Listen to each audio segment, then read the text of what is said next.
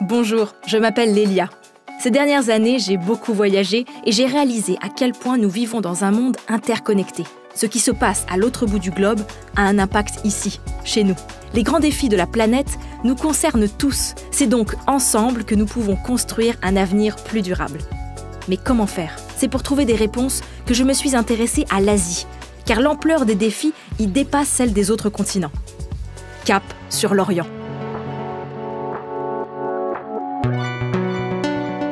En seulement quelques décennies, l'Asie a connu un essor économique fulgurant. Aujourd'hui, elle compte 5 des 20 premières puissances économiques et représente plus du tiers du PIB mondial. Avec plus de 4 milliards d'habitants, c'est aussi le premier foyer de population de la planète. En une vingtaine d'années, le boom économique a permis de sortir de la pauvreté plus de 40% de la population. Avec la hausse du pouvoir d'achat, l'accroissement de l'espérance de vie et un meilleur accès à l'éducation, les conditions de vie se sont améliorées. Une classe moyenne a émergé.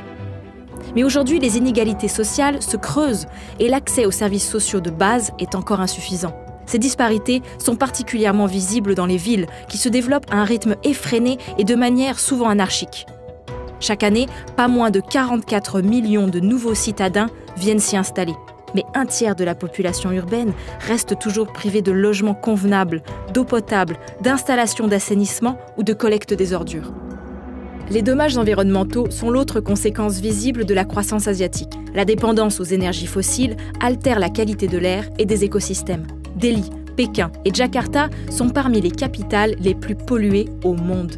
En parallèle, les ressources naturelles s'épuisent, les forêts reculent et la biodiversité s'appauvrit. L'Asie est aussi en première ligne face au changement climatique. Elle compte les principaux émetteurs de gaz à effet de serre, mais également les pays les plus vulnérables au dérèglement climatique. À elle seule, la région représente près de la moitié des émissions de gaz à effet de serre mondiales. Les déséquilibres sociaux et environnementaux fragilisent les fondements qui ont fait le succès économique de la région. Aujourd'hui, les pays asiatiques ont pris conscience de l'ampleur des défis. Ils veulent prendre la voie d'un développement plus durable et offrir une meilleure qualité de vie à leurs habitants.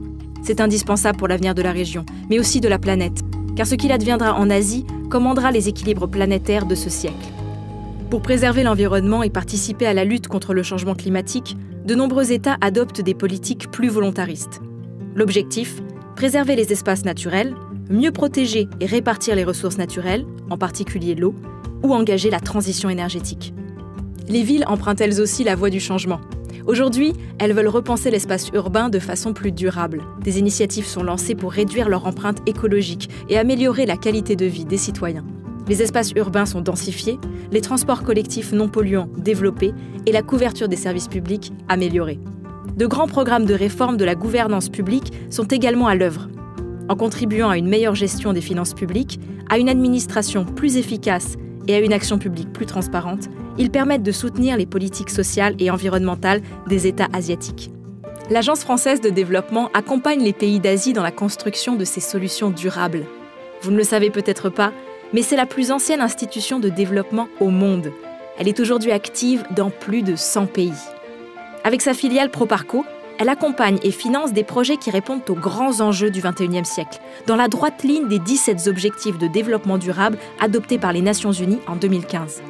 Pour construire des solutions, l'AFD mobilise de nombreux acteurs français et internationaux dont l'expertise et le savoir-faire sont reconnus.